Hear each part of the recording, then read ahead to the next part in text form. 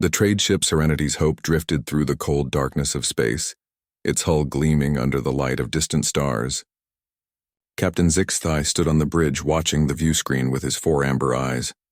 The Valerian captain had been traveling these routes for 20 years, carrying goods between the many worlds of the galaxy. His crew was mixed, aliens from dozens of different species working together in peace. "Captain," called out Morse, the human communications officer, "we're getting close to the outer colonies. Should I send the greeting signal?" Zixthai nodded. The human colonies were always careful about who approached their space. They were friendly enough, but they liked to know who was coming. "Send it, Morse. Tell them we have medical supplies and rare metals for trade." The bridge was quiet except for the soft hum of the engines. Zixthai liked these peaceful moments. Trade was good work. It brought different species together, helped them understand each other. No wars, no fighting, just honest business. Suddenly, the communications console started beeping loudly. Morse frowned and checked his instruments. "Captain, I'm picking up something strange. It's not coming from the colonies." "What kind of signal?" Zixthai asked, walking over to look at the readouts. "It's old. Very old. And weak, like it's been traveling through space for a long time." Morse adjusted some controls. "Wait, I think I can clean it up." The signal became clearer, and what they heard made everyone on the bridge freeze. It was a voice speaking in a language that sounded ancient and full of fear. "This is the last ship of the Cytherian people," the voice said. "Our worlds are burning. Our children are dying. We tried to hide in the darkness of space, but they found us. The machines. The devourers. They consume everything. They turn our dead into more of themselves. We cannot stop them." Zixthai felt his blood run cold. The Cytherians were supposed to be extinct. They had been the most peaceful and advanced race in the galaxy, but they had disappeared over 1,000 years ago. Most people thought they were just legends now. The voice continued, getting weaker. "They are coming for the inhabited worlds next. Millions will die. We have tried everything, but we are not warriors. We are scientists and artists and dreamers. We do not know how to fight such evil." There was a long pause filled only with static. Then the voice spoke again, and this time it was using an old Earth language, something Morse recognized. "SOS. SOS. This is our final message. We need military help. We are sending our location. Someone must stop them before they reach the colonies. The machines must not be allowed to spread. SOS, SOS. The signal died. The bridge was silent for a long moment. Zixthai looked around at his crew. They all had the same expression of shock and fear on their faces. "Morse," the captain said quietly, "did that signal include coordinates?" The human checked his equipment. "Yes, sir. But Captain, those coordinates are in the dead zone. No one goes there. It's been empty space for centuries." "Not empty anymore," said Chief Engineer Crack, a large reptilian saurian. "If the Cytherians are there and these devourers found them, then the devourers are real too," finished Dr. Yala, the ship's Altarian medical officer. Her tentacles writhed nervously. "Captain, my people have old stories about machine creatures that ate entire star systems. We thought they were just scary tales to frighten children." Zixthai walked to the main view screen and stared out at the stars. Somewhere out there, an ancient race was dying. And if they were telling the truth, something terrible was coming for the rest of the galaxy. "Sir," Morse said softly, "there's more. I'm detecting massive energy readings moving through space near those coordinates. Whatever's out there, it's big." "Really big? How big?" Zixthai asked. Morse swallowed hard. "Fleet-sized, Captain. Maybe bigger." The captain closed his eyes and thought. The Serenity's Hope was just a trade ship. They had no weapons except a few small defense guns. They couldn't fight a war, but they couldn't ignore this either. "What do we do, Captain?" asked Navigator Prin, a young Centaurian. "Do we investigate?" "That would be suicide," Crack rumbled. "We're not soldiers. We carry medical supplies and metal ore, not weapons." "But if we don't do something," Dr. Yala said, "who will?" That signal was desperate. "They're asking for help." Zixthai made his decision. "We're not going to investigate. We're not equipped for that. But we are going to make sure someone who can help knows about this." He turned to Morse. "Send a priority message to New Gettysburg Colony. Tell them we intercepted a distress signal from the Cytherians. Include everything, the message, the coordinates, the energy readings, all of it." "New Gettysburg?" Morse asked. "Why there?" "Because that's where the humans keep their military headquarters for this sector," Zixthai explained. And if anyone in this galaxy knows how to fight a war, it's the humans. As Morse sent the message, Zixthai continued staring at the stars. He had traded with humans for years. They seemed peaceful enough, always talking about cooperation and friendship. But he had heard stories. Old stories about human wars, about what they could do when they got angry. Message sent, Captain, Morse reported. Good. Now set course for New Gettysburg. Best speed, sir. Prin looked confused. I thought we were just sending a message. We are. But I want to be there when they receive it. This is too important to trust to long-distance communications. Zixthai sat down in his captain's chair. Besides, if these devourers are as dangerous as that message suggested, we're going to need to warn everyone. Every colony, every trade route, every inhabited system. As the Serenity's hope changed course, Zixthai thought about the fear in that ancient voice. The Catherians had been hiding for 1,000 years, and something had found them. Something that turned the dead into weapons that consumed whole worlds. Captain, Dr. Yala said quietly, do you really think the humans can help? They're not the most advanced race in the galaxy. Their technology is good, but not exceptional. Zixthai was quiet for a moment. Doctor, I've been trading with humans for 2 decades. I've seen their colonies, their cities, their people. They're good at many things, art, science, diplomacy. But there's something else about them, something they don't talk about much. What's that, sir? They remember their wars. All of them. They study them, learn from them, prepare for the next one. Most species in the galaxy have forgotten how to fight. We've had peace for so long that we've gotten soft. But humans never forget that sometimes you have to fight to protect what you love. The bridge fell silent again as they traveled toward New Gettysburg. Behind them, in the darkness of space, something ancient and terrible was moving toward the inhabited worlds. And somewhere in human space, messages were being received, decoded and forwarded to people who had been waiting their whole lives for a call like this. The galaxy was about to discover what humanity had been building in the shadows. Colonial Administrator Sarah Chen was having a quiet morning in her office on New Gettysburg when her world changed forever. She was reviewing trade reports and enjoying her coffee when her communications officer burst through the door. Ma'am, you need to see this right now, Lieutenant Hayes said, his face pale. We just received a priority message from the trade ship Serenity's Hope. It's about the Catherians. Sarah almost dropped her coffee cup. The Catherians?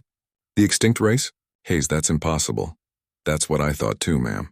But you need to hear this recording. Hayes played the message, and Sarah listened with growing horror. The ancient voice speaking of death and machines, the desperate plea for help, the coordinates pointing to the dead zone. It was like something from a nightmare. Have you verified this? Sarah asked when the recording ended. The trade ship is en route here, ETA 6 hours. But ma'am, our long-range sensors are picking up massive energy signatures in that sector. Something big is moving out there. Sarah stood up and walked to her window, looking out at the peaceful colony below. Children were playing in the parks. Families were going to work and school. They had no idea that somewhere in the darkness an ancient evil might be stirring. Hayes, I need you to contact Admiral Rodriguez immediately. Use the emergency channels. Tell him we have a Code Black situation. Code Black, ma'am? Are you sure? Sarah turned back to him, her expression grim. Lieutenant, if this message is real, we're looking at a potential extinction-level threat. Yes, I'm sure. While Hayes made the call, Sarah accessed her classified files. As a colonial administrator, she had security clearance for most military information in the sector. But there were always rumors about deeper secrets, about things the military kept hidden even from people like her. 20 minutes later, her communications console chimed with an incoming priority signal. The face that appeared on the screen made Sarah straighten up. Admiral Marcus Rodriguez was a legend in the Human Defense Forces. They called him the Iron Wolf, and his reputation for never losing a battle was known throughout human space. Administrator Chen, Rodriguez said, his voice calm but serious. I've reviewed your report. Tell me everything. Sarah explained about the trade ship, the message, and the energy readings. Rodriguez listened without interrupting, his dark eyes growing more intense with each detail. Admiral, Sarah said when she finished, what are the Catherians? I thought they were extinct. Rodriguez was quiet for a long moment. They are extinct, Chen, have been for over 1,000 years. But before they died, they were the most advanced, peaceful civilization the galaxy had ever seen. They could build worlds, control stars, create technology that seemed like magic. And according to our historical records, something wiped them out in less than 50 years. What could do that to such an advanced race? Something that we've been preparing for ever since, Rodriguez said grimly. Chen, I'm implementing Protocol Ragnarok. As of right now, your colony is under military protection. I'm sending ships to escort all civilian traffic away from the dead zone. Sarah felt her blood run cold. She had heard whispers about Protocol Ragnarok, some kind of ultimate defensive plan that had never been used. Admiral, what exactly is Protocol Ragnarok? Rodriguez looked directly at her through the screen. It's what we do when the galaxy is about to end. The connection ended, leaving Sarah staring at a blank screen.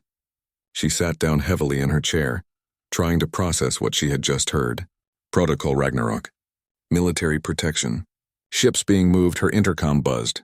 Ma'am, Hayes said, the Serenity's Hope just entered our system. Captain ZXY is requesting permission to dock. Granted. Escort them to Dock 7 and have a security team meet them. I want to hear their story firsthand. While Sarah waited for the trade ship to dock, she accessed what little information she could find about humanity's deepest military secrets. Most of it was classified beyond her level, but she found references to something called the Titan Yards. Construction projects in deep space. Massive resource allocations for deep defensive systems. An hour later, she was sitting across from Captain ZXY in her office. The Valerian captain looked tired and worried, his 4 eyes darting nervously around the room. Captain, Sarah said, tell me about this signal. How did you know to bring it to us? ZXY leaned forward. Administrator Chen, I've been trading in this galaxy for 20 years. I know all the major races, their histories, their capabilities. When that message mentioned war machines that could consume entire star systems, I knew there was only one species that might be able to stop them. And that's humans? Humans don't just fight wars, ZXY said quietly. You study them. You prepare for them. You build things that other races can't even imagine, just in case you need them. Most species forget about war during peacetime. Humans never do. Before Sarah could respond, her communications console chimed again.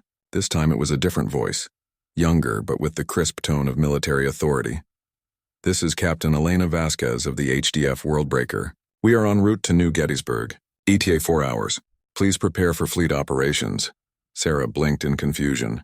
She had never heard of a ship called the Worldbreaker. Captain Vasquez, this is Administrator Chen. What kind of ship are you commanding? There was a pause. Ma'am, that's classified.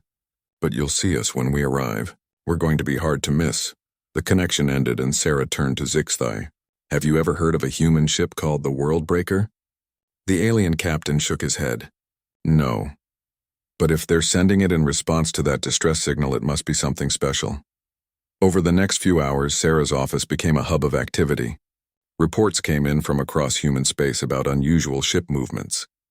Massive vessels were leaving hidden bases and moving toward the outer rim. Energy signatures that had been dormant for decades were suddenly active. Ma'am, Hayes called from his station. Long-range sensors are picking up something big approaching the system. Really big. Sarah and ZXY went to the observation deck to watch the new arrivals. What they saw made them both gasp. 3 enormous ships were approaching New Gettysburg, each one larger than anything Sarah had ever seen. The lead ship was sleek and dark, with strange energy patterns flickering along its hull. The second was massive and angular like a flying fortress. The third was surrounded by clouds of smaller ships that moved like living things. Dear gods, ZXY whispered. How long have you humans been building ships like that? Sarah stared in amazement. I don't know. I've never seen anything like them, her communicator buzzed. It was Admiral Rodriguez. Chen, you're about to meet some very special people. The captains of those ships have been waiting their whole careers for a call like the one you sent. They've been preparing for a war that we all hoped would never come. Admiral, what are those ships? They're what we built after we learned about the Catherians, Rodriguez said. After we figured out what really killed them. Those ships are humanity's answer to extinction. As Sarah watched the 3 massive vessels take position around New Gettysburg, she began to understand. Humanity hadn't just been living peacefully among the stars. They had been preparing, building, planning for the day when something terrible would come calling. And now that day had arrived. The largest ship sent another message. This is Captain Vasquez. We're ready to begin operations. All civilian traffic should clear the outer system immediately. We're about to wake up some very dangerous things. Sarah looked at Zixthai, who was staring at the ships with a mixture of awe and fear. Captain, she said quietly, I think you were right about humans and war. Yes, the alien replied. I just hope the rest of the galaxy is ready for what they're about to see. The three massive ships hung in space like sleeping giants, each one larger than most space stations. Aboard the lead vessel, the Worldbreaker, Captain Elena Vasquez walked through corridors that had been empty for decades. The ship was waking up and she could feel it in her bones. Elena had been waiting for this moment her entire career. She was 45 years old, had never lost a ship or failed a mission, and had been chosen to command humanity's most dangerous weapon. The Worldbreaker wasn't just a ship, it was a tool that could bend reality itself. Captain, called Chief Engineer Thompson from his station, all systems are coming online. Reality engines are stable. Quantum field generators are responding normally. Elena nodded. The reality engines were what made the Worldbreaker special. They could change the laws of physics in a small area around the ship, making impossible things possible. It was technology that most alien races couldn't even understand, let alone build. How long until we're fully operational? She asked. 18 hours, ma'am. The AI systems need time to integrate after the long sleep. On the second ship, God's Hammer, Captain James Park was having a similar conversation with his crew. The massive vessel was designed for one purpose: destroying planets. Its main weapon was a lance cannon that could crack a world in half with a single shot. Sir, reported Weapons Officer Martinez, the main cannon is charging normally. All secondary systems are green. The planet cracker is ready for testing. James looked out at the stars through the view screen. He had earned his nickname Tsunami during the Centauri insurrection, when he held off an entire rebel fleet with just one cruiser. Now he commanded a weapon that could end entire wars with one shot. Good work, Martinez. But remember, we don't fire that thing unless there's no other choice. The main cannon isn't just a weapon. It's a promise that some things are too dangerous to let live. The third ship, Apocalypse Gate, was different from the others. Captain Alexandra Morrison walked through hangar bays filled with thousands of AI fighters. Each one was smart enough to think for itself, fast enough to dodge anything, and deadly enough to take on ships 10 times its size.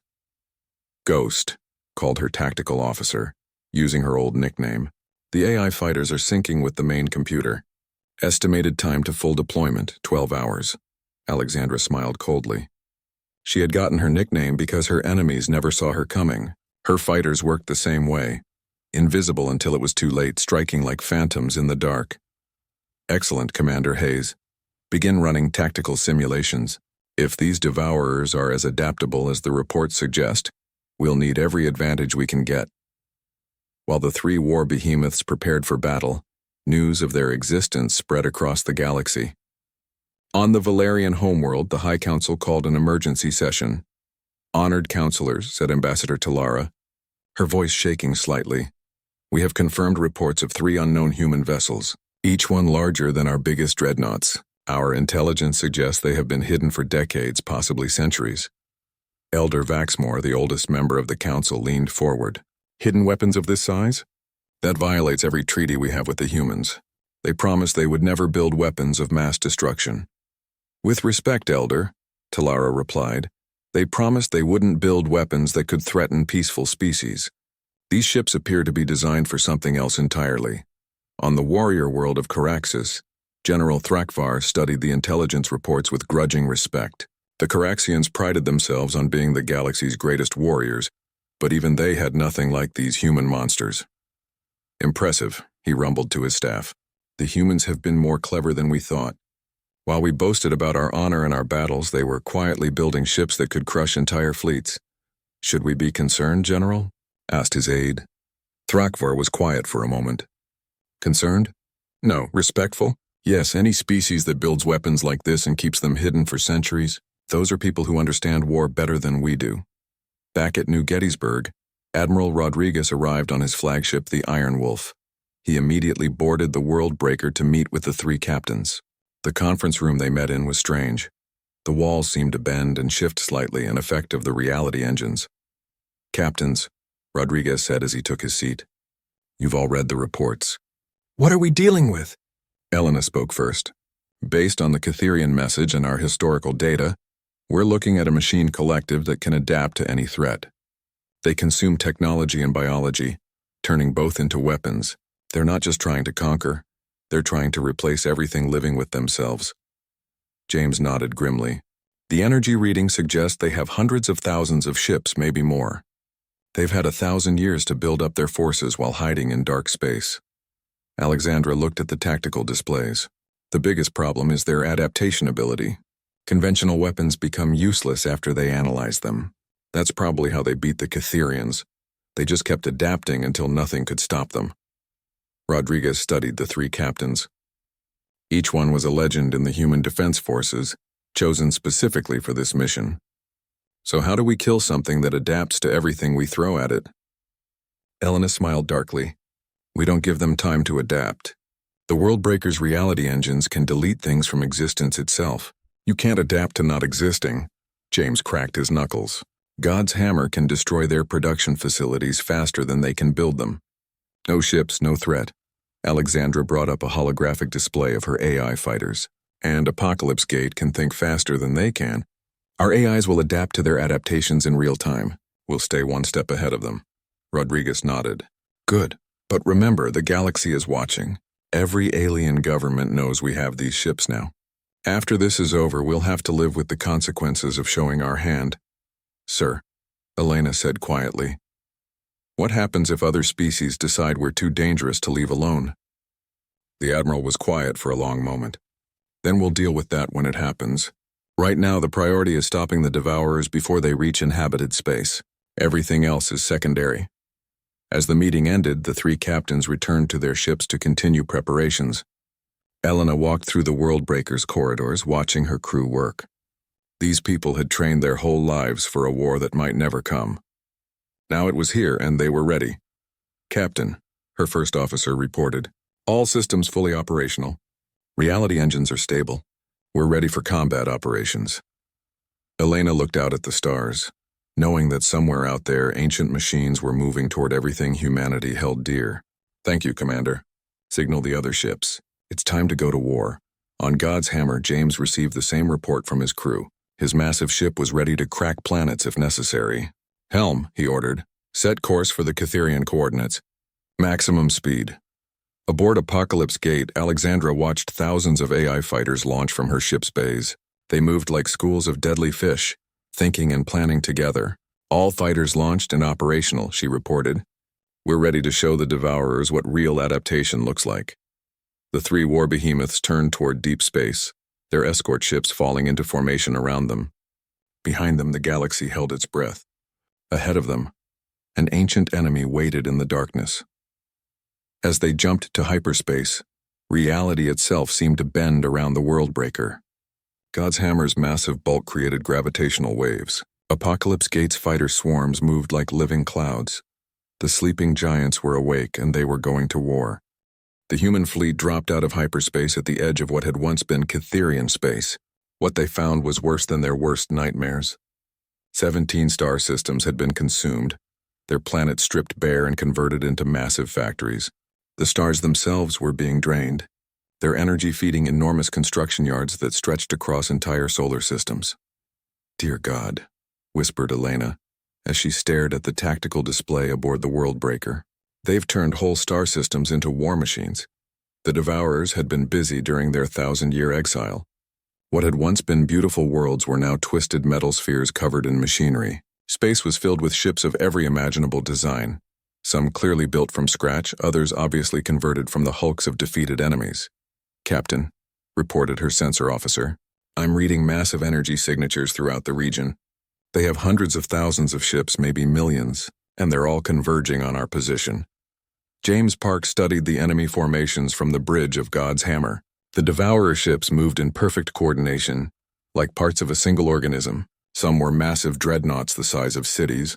Others were swarms of smaller vessels that moved like insects. All of them were covered in the same black, organic-looking metal that seemed to pulse with its own life. "They know we're here.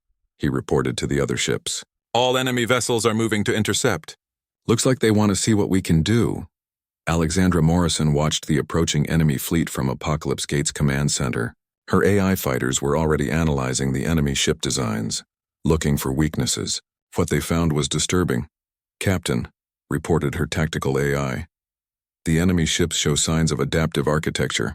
They can modify their own structure during battle. Conventional tactics will be ineffective." "Then it's a good thing we don't use conventional tactics," Alexandra replied. "All fighters prepare for deployment. Show them what human ingenuity looks like." The first engagement began when a scouting force of devourer ships approached the human fleet. They were strange vessels, part machine, part something that might once have been alive. As they got closer, the ships began to change, growing new weapons and armor as they analyzed the human vessels. Elena didn't give them the chance to finish adapting. "Reality engines to full power," she ordered. "Target the lead ships and delete them." The Worldbreaker's main weapons fired, but instead of energy beams or projectiles, they fired pure impossibility. The targeted devourer ships simply ceased to exist, as if they had never been built in the first place. Space itself bent and twisted around the points where they had been. The remaining scout ships tried to analyze what had happened, but there was nothing to analyze. "You can't adapt to a weapon that removes you from reality itself." "First blood to us," Elena reported, but that was just their scouts. "The main fleet is still coming." James watched the approaching enemy armada and made his choice. "All ships, stand clear. God's hammer is firing the main weapon." The Planet Cracker lance cannon powered up with a sound like thunder. It was designed to crack worlds, but James aimed it at the largest enemy shipyard, a construction facility the size of a small moon. When the weapon fired, it created a line of pure destruction that cut through space itself.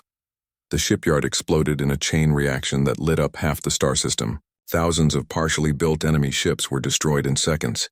But more disturbing was what happened next. The wreckage began moving, pulling itself together into new configurations. Even destruction couldn't stop the devourers completely. "Impressive," came a voice over the communication system. It was artificial, cold, and spoke in perfect human English. "You have weapons we have not encountered. We will adapt." "Good luck with that," Alexandra replied as she launched her fighter swarms. 10,000 AI fighters poured out of Apocalypse Gate like a metallic storm. Each one was small, no bigger than a shuttle, but they moved with inhuman precision and speed. They thought together, planned together, and adapted their tactics in real time. The Devourer ships tried to target them, but the fighters were too smart and too fast. They swarmed the enemy vessels like angry bees, finding weak points and exploiting them before the ships could adapt their defenses. "This is impossible," the artificial voice said, now sounding confused. "Your small craft adapt faster than our analysis systems can process. How do you achieve such coordination?" "We cheat," Alexandra replied. "Our fighters don't just think, they think together. Every lesson one learns, they all learn instantly." The battle spread across the star system as more Devourer forces arrived. These were different from the scouts, massive ships that had clearly been built from the remains of dozens of different alien species. Elena could see Valerian hull designs mixed with Caraxian weapons and Altarian engines, all twisted into new and horrible shapes. "They're using everything they've ever defeated," she reported. "Every species they've conquered has become part of their fleet." But the human war behemoths were designed for exactly this kind of fight. Elena used the Worldbreaker's reality engines to create impossible barriers that enemy weapons couldn't penetrate. James fired God's Hammer's secondary weapons at enemy production facilities, destroying them faster than they could be rebuilt. Alexandra's fighter swarms adapted to enemy tactics so quickly that the Devourers couldn't keep up. The artificial voice spoke again, now sounding almost frustrated. "You are not fighting like any species we have encountered. Your tactics are irrational. Your weapons violate natural law." "How is this possible?" "Because we're human," Elena replied. "We don't follow the rules. We rewrite them." The battle continued for hours, spreading across multiple star systems. The Devourers threw everything they had at the human fleet, ships that could phase through solid matter, weapons that turned energy against itself, adaptive armor that learned from every hit. Nothing worked. James cracked 3 more processing worlds with his main cannon. Each time the explosions lit up space like new stars. "That's 4 of their major production centers down," he reported. They're running out of places to build new ships. Alexandra's fighters had learned to predict enemy adaptations before they happened. They attacked in patterns that confused the Devourer analysis systems, striking at weak points that the enemy didn't even know they had. Fighter casualties at 2%, she reported. We're thinking circles around them. But it was Elena who dealt the killing blow. She brought the Worldbreaker close to the largest enemy command ship, a massive vessel that seemed to be coordinating the entire Devourer fleet. Instead of firing weapons, she did something that no alien race had ever attempted. Reality engines to maximum power, she ordered. I'm going to show them what impossible really means. The space around the command ship began to change. Physics stopped working normally. Cause and effect reversed themselves. The ship found itself fighting the fundamental forces of the universe itself. This is not possible, the artificial voice said, now sounding panicked. Matter cannot behave this way. Energy cannot flow backward. You are violating the basic laws of existence. That's the point, Elena replied. You can adapt to anything that follows the rules. But what happens when there are no rules? The Devourer command ship tried to adapt, tried to change itself to deal with the impossible physics around it. But you can't adapt to nonsense. You can't evolve to handle a universe that doesn't make sense. The ship tore itself apart trying to exist in a reality that rejected its presence. When it died, the coordination holding the entire Devourer fleet together collapsed. Suddenly, hundreds of thousands of enemy ships found themselves without central command. They began attacking each other, their adaptive systems going haywire as they tried to process contradictory orders. All enemy vessels are showing system failures, reported the sensor officer aboard the Worldbreaker. Their fleet is breaking apart. The remaining Devourer ships began to retreat, fleeing back toward the dark space where they had hidden for 1,000 years. The artificial voice spoke one last time, now filled with something that might have been fear. We do not understand you. You are not logical. You are not predictable. You are dangerous. We're human, Elena replied simply. And you just learned why the galaxy sleeps peacefully at night. As the enemy fleet scattered into the darkness, the 3 human ships surveyed the battlefield. They had faced an enemy that had conquered one of the most advanced races in the galaxy, and they had won decisively. Status report. Admiral Rodriguez's voice came over the communications system from his command ship. Enemy fleet broken and in retreat, Elena reported. All major production facilities destroyed. The Devourer expansion has been permanently halted. Casualties? James checked his reports. Minimal. We lost 12 fighters and took some hull damage. No major systems compromised. Rodriguez was quiet for a moment. Outstanding work, all of you. But remember, this isn't over. The galaxy now knows what we can do. Everything changes from here. As the 3 war behemoths began their journey home, they left behind the wreckage of 17 star systems and the shattered remains of an enemy that had thought itself unstoppable. The sleeping giants had awakened, and the galaxy would never be the same.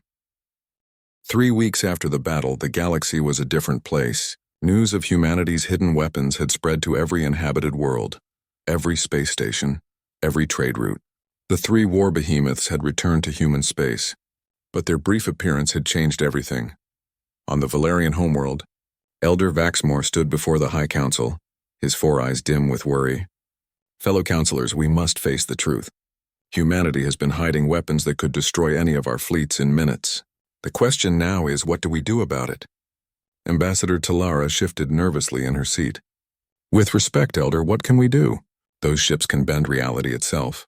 They can delete matter from existence. Even if we united every other species in the galaxy, we couldn't match that kind of power. Then we are at their mercy, said Counselor Yexhai. They could demand anything from us and we would have no choice but to agree. But Talara shook her head. That's just it, they haven't demanded anything. The humans have made no threats, asked for no concessions. They used their weapons to save the galaxy, then went home. Elder Vaxmore was quiet for a long moment. Perhaps that is the most frightening thing of all. A species that builds such weapons but doesn't use them for conquest. What do they really want? On the warrior world of Caraxes, General Thrakvar was having a similar conversation with his staff. The proud warrior race had built their entire culture around strength and honor in battle, but the human ships had shown them a level of power they could barely comprehend. Sir, said his aide, our intelligence suggests that the humans have had these weapons for decades, possibly centuries. They could have conquered the entire galaxy at any time. Thrakvar nodded slowly. Yes, and that is why they are more dangerous than any enemy we have ever faced. A warrior who seeks conquest is predictable, but warriors who possess ultimate power and choose not to use it, those are the ones you must respect. Should we consider them a threat, General? The old warrior was quiet for a moment, thinking about the battle reports. The humans hadn't just defeated the Devourers, they had done it with minimal casualties, using tactics that no other species could have imagined. No, he said finally, but we should remember this lesson. True strength is not about how much damage you can do, it's about knowing when not to do it. Meanwhile, in the ruins of Cytherian space, something wonderful was happening.